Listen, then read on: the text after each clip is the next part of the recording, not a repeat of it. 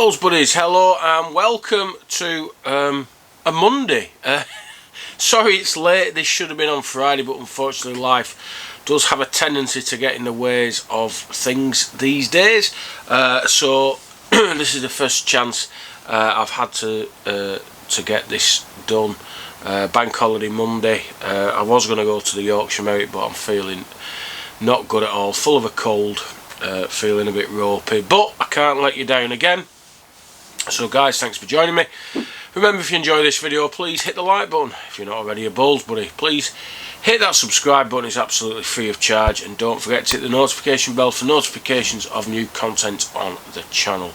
So I'm just going to very quickly run through the comments that have been left over the last week. I'm hoping to do a county preview show probably tomorrow. Wednesday will be Ask Andy, not Ask Andy, AC Talking Bowls, you know, mine's gone. Friday, hopefully Comment Corner, that's the plan. Whether I'm allowed to is another matter. So let's dig straight in. I've had a couple of entries for the for that little quiz. I'll leave it running another week or so. I haven't come up with a prize yet, so it's probably the best thing to do anyway. So I think there's 6 players who have won the Spring Waterloo, Main Waterloo, All England and Champion of Champions. Could you name those 6? That was the question that was asked of me. So this was left on AC's Tuesday Tutorials, playing left-handers, Warren Carter. Andy, who was your most difficult opponent? I know the modern players have their lists of excellence, but I want to know how you did against the old guard. Cheers. Well, I was fortunate enough to play one or two of the very best players in the game while they were still in their prime. Of course, I'm probably playing them on the way down rather than on the way up, but I had the pleasure of playing Brian Duncan a few times, Stan Frith, Noel Burrows, Bob Itchin, Tommy Johnston. In fact, all those players I managed to beat at some point, but of course they've beat me probably a few more times than I've beat them. I remember playing Brian Duncan once at Kirkham, we used to call it Kirkham Bass, I think it was Kirkham Cons, and I'd breezed through 2 rounds, he'd scraped through 2 rounds, and I went on very, very confident. I was playing well, I was playing the corners well, and I think I went 4-0 up, something like that, playing the corners. Brian got in, took me back in the same corners and started playing him inside the jack every end, and he ran out 21-4. And I was a bit disappointed, as you can imagine, and this bloke came and sat down and he says, "You want to take that as a big compliment? He played his very best against you." And with hindsight, looking back now, almost, you know, 30ish years, 25 years, something like that, yeah, to play Brian and to make him play that well, yeah, it was a big compliment for me.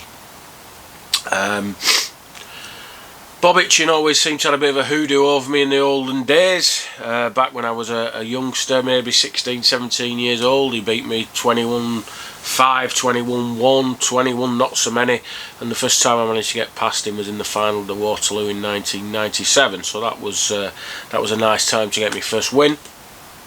Noel Burrows, he still is some player, but he was always difficult to play. John Bancroft the same. I had a good win against John. I've had a couple of good wins against John, but he's probably beat me more. And Stan Frith, I had a good record with Stan actually. I think I beat him more than he beat me, but I only played him maybe 5 times, something like that. Ken Strutt was a tough cookie as well. And probably my best ever win, and I don't know, it's just something that stuck in my mind. I used to go over to Warrington a lot to play in floodlit events, and I think it was the sub-final. You used to have to go 3 times, you know, a lot of entries, and I'd drawn Tommy Johnston, and the week before he'd won the Bass Masters, and I'd watched him on telly, and wow, I was in awe of him. And I went on and I played my absolute best ever game, and I won 21-6. And that's one of the very few times I've beat Tommy. Tommy has a bit of a hoodoo over me.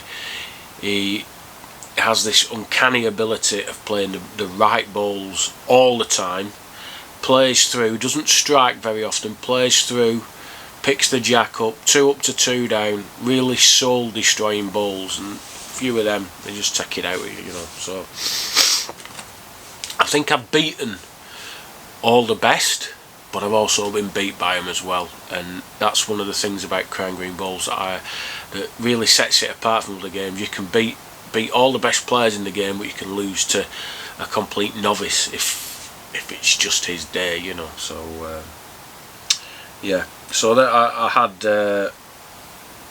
some good wins, had some heavy losses as well against the very best, and I'm glad I was able to play them when I did. Steve O'Donnell, my pal from Manchester. Hi Andy, great show as usual. Okay, so a lot of what you talk about may be doom and gloom, but you're just telling it like it is. You also do a lot of positive things for the sport, for example the bowls donations and bowling tutorials. The BCGBA should maybe listen to some of the comments you make. The suggestion about using the second green at Heaton Park for the junior comp was a great idea. Keep up the good work.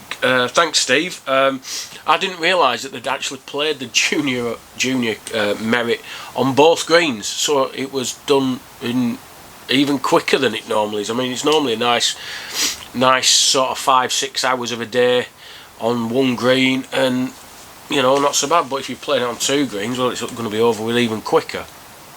But I can't claim the idea as my own. Really, British Parks introduced that this year to their junior merit, and I just think it's a great idea. Rather than 1 game, you're guaranteed at least 2, and maybe with 16 players, you could even do a round robin and have that going on at the same time. Just, you know, kids have, excuse me, it's hard enough getting kids involved, and when they can be demoralised, they come up against a young kid, come up against an 18-year-old lad who's been playing a long time, they score 1 or 2. Where's the fun in that? At least if there was another thing going alongside it, you know, you'd keep them interested, and well, you'd make it a bit more of a day out for them, and I think, you know, maybe that's what we need to do, make it more fun for the juniors and a bit less cutthroat. Who knows? I have my opinions. Those in control have other ideas. And I'll come on to something I'm going to talk about Wednesday. I did meet a guy last week who's doing some great work down in the Stockport area. A really inspiring sort of guy. And some of the tales he was telling me about his problems with British Crown Green, you know, they make your skin curl. It just, anyway, I'll come on to that on Wednesday. That's a different thing. Matt Hargreaves, Andy, good video. The stuff about BCGBA is a little unfair in my opinion. The officers can only do what the counties allow. I've been on the management committee in the past representing the parks. Nothing can be done at the top until the counties get their act together.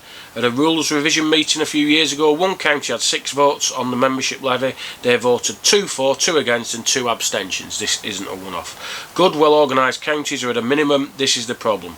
Until we have good counties who are organised and a membership levy, we won't have all things we need. Being an officer of the BCGBA is probably the most thankless job in the world. Very little money, always slagged off, and ultimately hands are tied by the counties so they can't do what they want to do. And Matt, I don't totally disagree with you there. Yes, when it comes to things like rules revision and stuff like that, and bringing in new initiatives, yes, it's governed by the counties, and yes, that I have seen that in action when I was an observer at an AGM many years ago. I saw counties doing exactly that. 6 votes, 2 for, 2 against, 2 abstentions. What's the point? You shouldn't be allowed to do that. For me, it should be 1 county, 1 vote. Past presidents shouldn't get a say in it. They've had their chance. Move on. It should be really, really clear, and it should be democratic, simple majority rather than this 2/3 nonsense. But I accept entirely what you said. My problem with it all, Matt, is the clandestine nature of it all. It's all done in secret behind closed doors. Nobody knows what's happening apart from those select few on the management committee maybe, or on certain other committees. And all I'm saying is, I think it, as an organisation, it would be very, very simple, a very simple thing to improve the communication by just doing something like this once a month. Getting the CEO in front of the camera and saying, right, this is what we've done this month, this is what I've spent my time on, this is what I'm hoping to do, and this is what I'm hoping to do it for. Just get communicating with bowlers, and it's so simple. It could be done easily. It costs nothing. They could, you know, set up your own YouTube channel. Every mobile phone's got a video camera. Get a video done, get it out there. People know what's happening. People know what's going on, and that's all I think any member of the BCGBA wants. They just want to know what's happening. You know, there's lots of questions that could be asked. I'm not going to ask a lot of them because I know I won't get any answers. But last year, prime example, they wanted all the clubs to pay their money in to British Crown Green. All the staff were on furlough apart from the CEO. No prize money paid out. There should have been very few expenses. There were no meetings. So why did they need the money? Was it just to pay the CEO's wage? If so, tell us. We need this money because X, Y, Z. And then it's done. It's sorted. There's no debate. There's no oh, what's happening? Ooh. And that's the problem I have. I want to know where we're going, how you're proposing to do it, and how long it's going to take us. And every member of that management committee who have a job, you know, be it development, be it or competitions secretary, be it whatever, could have a little video once a month. This is what I'm doing, this is why, this is what it's for, this is when it's going to be done for. Job done. Communication over with. Done. That's how I see it. But I totally take your point about counties holding sway in British Crown Green. It certainly does for the rules revision meeting, and that's something that British Crown Green have allowed to happen over the years. Give the power to the counties. To be honest with you, I'd rather a dictatorship in some ways, because at least dictators sort of tell you what they're going to be doing and why they're doing it. But anyway, that's enough of that. That's my view on British Crown Green. Just a little bit more communication, and a bit more empathy, actually. But I might touch on that on Wednesday. I'll leave it there for the time being. I'll leave it there. Joe Carr played at Martin Institute on Wednesday. The green is only half a mile from the Waterloo and will make an alternative venue. The £60,000 also in the Waterloo pot would surely be enough to put a couple of stands, loads of room for them, just a thought. Now, Joe, absolutely, I think the Martin would be a tremendous venue. It's got great facilities. Might need a bigger car park, but there's plenty of room around the green for stands, etc. The big question is, would Martin want it? And from what I can gather, the answer is no, not really. They're not bothered. It tends to be left to the same people running the competitions. So if they're not willing to do it, you know, I don't know. I don't know if Martin have been approached. I don't know if Martin are interested. I can tell you that it's not Martin who that's going to be the next venue, or proposed next venue. The next question is the £60,000 in the pot. Now, I know I've got money in that pot that was donated by yourselves, and I don't know how you would feel as a group of people if I said, yeah, throw that money in a pot for a new venue, because you've given that money specifically for the Waterloo. So I don't know where you stand on that. Some of the other people who have given bigger amounts than myself, I think we've got about £2,500 in the pot, something like that. Those who have put in maybe more money or offered to put more money in, again, would they be happy throwing 60 grand, 5 grand, 10 grand at a facility that isn't the Waterloo, who is a private club, who makes money, who, you know, does it need the help? I don't know. Okay, I'm just asking those questions of you. It's not straightforward. I know there's a proposal that has gone to Gary and Ricky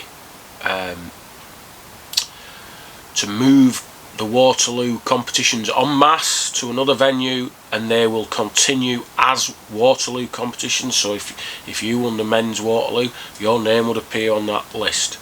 There's nothing stopping other venues, of course, wanting to become the next Waterloo. You know, somewhere where you could build a stand or whatever. That's entirely up to the clubs. There's nothing stopping them, but it'd be a new venture, not the Waterloo. For me, it's just great that there's still interest, that clubs still want to run these competitions and make it continue. There's a lot of things that need to be asked yet, a lot of questions, a lot of boxes to tick, etc, etc. But as soon as I'm able to, I'll try and give you more information about the prospective new venue. I mean, in an ideal world, we'd be able to go back to the Waterloo, but that doesn't look like it's going to be possible. But at least the game's moving forward. A little bit of sarcasm there. Okay, Paul Hargreaves, my pal from Burnley. Whilst the possible resurrection of the Waterloo handicap, albeit at a different venue, is welcomed, I think personally it should only be done if there is a standout prize money and prestige conferred on the winner. In 2019 the winner received just £1,000, hardly exceptional. As for prestige, just go around the members of your local park and ask who the last 2 winners of the event were. I'd estimate maybe 1 or 2 in 100 would know, and that's amongst Crown Green bowlers. Ask the wider public and it will be a pointless answer in the BBC show. Paul, absolutely spot on. I'll be honest with you, the last Waterloo passed me by, but that's for other reasons. My mind wasn't involved in Crown Green bowls at all, but I do know who won it. I did find out many months later when I remembered that bowls had been going on. Prize money's always been a difficult one for the Waterloo. Back in the mid-80s it had got up to £3,000, which was the biggest prize in the game. I think it's now the Isle of Man is it 3,000 for the Isle of Man?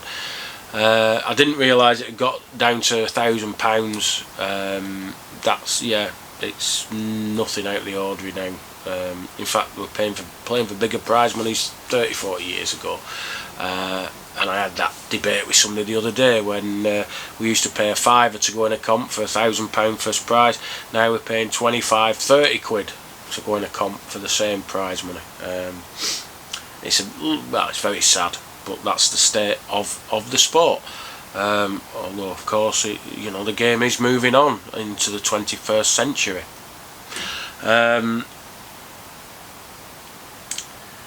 You need a big name sponsor to put the money in. I don't know where Bowles is going to get those from. Companies don't seem to like throwing money around. One of my regular contributors had been talking to Red Bull, and he was asking my opinion, and I was honest. I didn't see any point. Red Bull, in fact, Crown Green Bowls is probably the antithesis of Red Bull. They want action, they want adrenaline rush, they want this, that and the other. Bowls can't provide that. And unless we get involved with the bookmakers, I can't see a big company getting involved with Crown Green Bowls ever again. And I think we're going to be looking at £1,000 first prize maximums,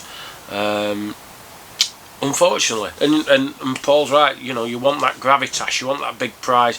And it was a little bit embarrassing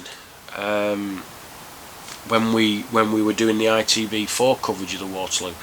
We really didn't want to talk about the prize money because it wasn't very good. The prize money was poor. And I think it only got mentioned maybe once or twice. I know I never mentioned it because of it. And it's just a bit of an embarrassment because it's the biggest prize in our sport, and it might be £1,000, which given other sports that's absolutely nothing. But that's the way we are. That's the state of the game. That's where we are. Let's just hope we get a new venue that will continue those famous competitions for several years longer. Andy Hodgson, great video Andy, interesting to hear about the world of crown green bowls in comparison to flat green. We seem a million miles apart as sports, yet the aim of the game is essentially the same. Like yourself and probably many others, we wait for some positive news from BCGBA about their plans for the future of our game. Sorry for that. I honestly believe that at some point in the near future we will be part of Bowls England. British Crown Green will be become part of Bowls England, and Bowls England will oversee all the bowls in the country. That's seems like the way forward, and British Crown Green would just look after our particular niche part of bowls.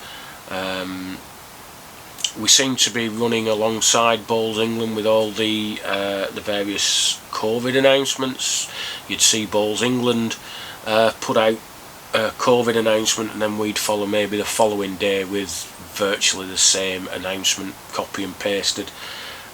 So I think already I think there's some synergy there between the two organisations, and I don't know how I feel about that, to be honest. If it improves communication, if it improves the chance of our sport continuing, fantastic. If it just doesn't make any difference, then what's the point? Not a lot else I can say about that. I don't know anything. I'm only surmising what I think, my thoughts, what I've seen, what I've heard. Don't take my word as gospel, because it's not. I honestly don't know, but that's the way I can see it going. Jim Courtney, hi Andy, another great video, so many points raised, and I agree with all the issues you came up with. Thanks for all your hard work and information you put into these vlogs. I really look forward to tuning in and enjoying them. Cheers, Jim. Thank you very much, Jim. Always nice to hear from you. Oh God, I can't stop sniffing. Sorry, guys. I can never know how to say this. DW Thea, stay positive. We need more bowlers, not BCGBA promises. Onwards and upwards. Keep the grass going. Only played for 51 years. Might get better. All I would say to that is don't hold your breath. Gary Nicholson, great vlog again. BCGBA, so very off the mark when saying you're doom and gloom merchant. You say things that are facts, and pretty much sure most of us bowls buddies agree with your comments. We're lucky at my club, the Walsgrave. Our membership hasn't dwindled, but a lot of clubs have dropped sides from this season's leagues. Fingers crossed the teams will get these sides back for next season. Keep up the good work. From your bowls buddy in the North Midlands. And that's the big worry. That is the really big concern. As soon as you start losing teams, they don't come back. Very, very rarely do people who leave the sport come back, even if it's just to take 12 months out. Suddenly they've found other things to do with their lives, and it's happening in all the leagues all over the country. Clubs have lost players because of COVID. Maybe they don't want to play, maybe they don't want to risk it, and you just think that's, you know, where they're going to, when, let me start again. Why are they going to come back? What's changed? COVID isn't going to go away. It's something we're going to have to live with. So if they've stopped playing because they're worried about COVID, it's not going away.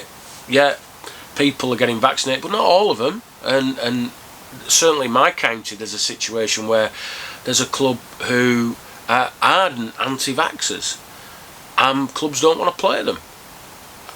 How do you deal with that? Can you force people to have a vaccine? No, of course you can't. It's personal choice, and of course it should be personal choice. But you know, if you want to play a game where you're meeting people and going all over the country, is it sensible to have it? Or look, it's up to the individual. I know my views on it, and I'm not saying I'm right and everyone else is wrong, and I'm not saying other people are right, etc. It's just a personal choice. But if you've got bowlers who are concerned about it, concerned enough to stop bowling, why are they going to come back to play the sport? Because nothing's going to change. So if we've lost teams this season, I don't think they're coming back. And again, if What's the reason? Why would they come back? Why would they come back? That's what you've got to ask yourself. What's changed? If they're packed in this season because of a situation, and that situation doesn't change, they ain't coming back. So these teams who are, I know in some leagues you can play maybe 10. It's an 8-man team. If you've only got 6 players, you can pick another 2 people to play again. That's happening in a lot of places. Teams have been reduced from 12 aside to 10 aside, and 10 aside to 8 aside, and some teams have just dropped out altogether. So again, the game isn't growing. There's no growth at all, and that's should be alarming our governing body. But I don't think it is.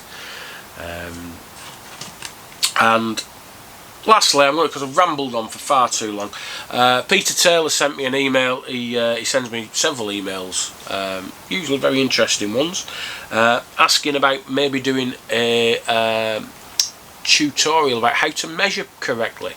And I must admit, there's a lot of people out there who think they know how to measure, but they don't. Obviously, I wouldn't be teaching you all the tips and tricks of measuring, because I don't know any. I just know how to do it properly. So I'll just need to get my lad involved maybe and sort out camera ideas and things like that, but it's something I'll probably have a look at. The one thing that annoys me immensely about measuring, and so many people do it, is they'll measure the ball and then they'll go to the other ball and the other ball's nearer, so they pull the string as tight as they can, lift the top of the measure over the jack and start banging it on the jack going, this ball's in. Why? Just show the slack band. There's no need to pull it tight and pull it over the top. You have a tight string and then a slack string. Job done. No histrionics, no messing about. Oh, it winds me up. Winds me up so much. Because who's to say the string hasn't slipped and they're banging on the top of the jack falls over, you can't really measure, can you? Anyway, that's enough of my little bugbears of balls measuring. I'm going to leave it there. I'm going to have the county roundup tomorrow, county preview tomorrow, semi-finals next Sunday. Looking at the teams, it looked like some amazing games actually. Excuse me. Wow. Wednesday AC Talking Bowls, and hopefully Friday there'll be some more comments and I can have a ramble through comments corner. So guys, sorry for the delay this week. As I say, life gets in the way and can't be helped sometimes. So thanks for watching. I'll say goodbye. If you're going on the green, stay safe, look after one another, and I'll see you soon. Bye for now.